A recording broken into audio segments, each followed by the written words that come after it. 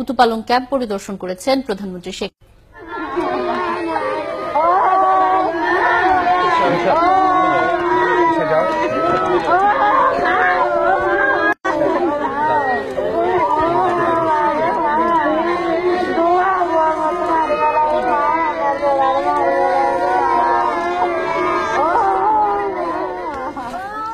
প্রধানমন্ত্রীকে কাছে পেয়ে কান্নায় ভেঙে পড়েন মিয়ানমারের সেনাদের নির্যাতনের শিকার হওয়া রোহিঙ্গারা। এ সময় আবেগাক্রান্ত হয়ে পড়েন প্রধানমন্ত্রীও। শেখ হাসিনার কাছে তারা তাদের অসহায় পরিস্থিতি তুলে ধরেন। তাদের আশ্রয় দেয়ায় বাংলাদেশ ও শেখ হাসিনার প্রতি কৃতজ্ঞতা জানান রোহিঙ্গারা।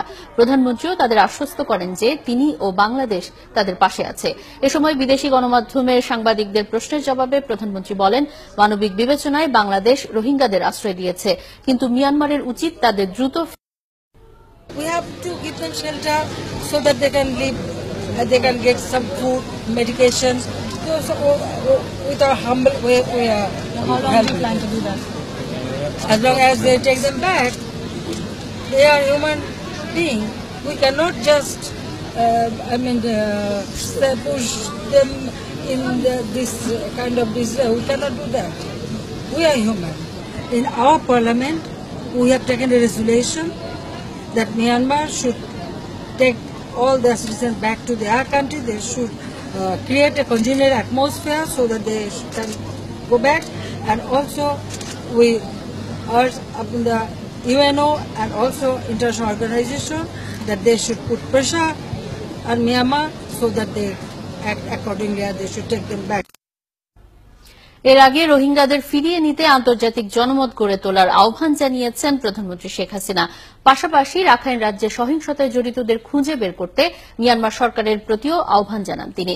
উখিয়ায় কুতুপালং রোহিঙ্গা ক্যাম্প পরিদর্শন শেষে আয়োজিত সংক্ষিপ্ত সভায় প্রধানমন্ত্রী একথা বলেন।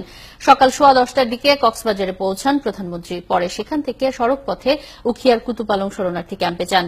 পরে সেখানে আয়োজিত সভায় প্রধানমন্ত্রী বলেন, রোহিঙ্গাদের মানবিক দিক বিবেচনা করে বাংলাদেশে আশ্রয় দেওয়া হয়েছে, আর আশ্রয় পাওয়াদের পাশে থাকবে বাংলাদেশ। তিনি জানান, নিজ দেশের নাগরিকদের অন্য দেশে ঢেলে দেওয়ার মতো ঘটনা মিয়ানমারের জন্য লজ্জার, তাই তাদের উচিত রোহিঙ্গাদের ফিরিয়ে নেওয়া।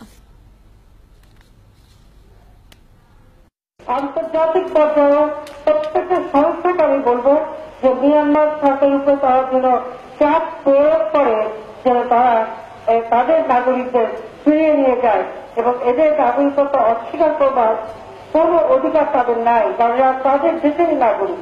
কাজে তাদেরকে ফেরত দিতে হবে এবং তাদের নিরাপত্তা দিতে হবে। তারা যেন ভালোভাবে বসবাস করতে পারে তার ব্যবস্থা তাদের করতে হবে। আর এর জন্য প্রতিবেশী দেশ হিসেবে যেহেতু পরিস্থিতি করা দরকার, সহযোগিতা আমরা তা করব, কিন্তু এভাবে অমানবিক আচরণ যেন না করে। এটা আমাদের দায়িত্ব, আমাদের কর্তব্য যে যারা এসেছে তাদের আশ্রয়, তাদের খাদ্য, তাদের চিকিৎসা ব্যবস্থা সেটা আমরা করে যাব। আমরা আছি আত্মমানবতার সেবায় ও জনগণের পাশে আমরা আছি। যতক্ষণ তারা নিজের দেশে ফিরতে না পারবে অবশ্যই আমরা তাদের সাথে থাকবো, এটাই আমাদের অর্ডার।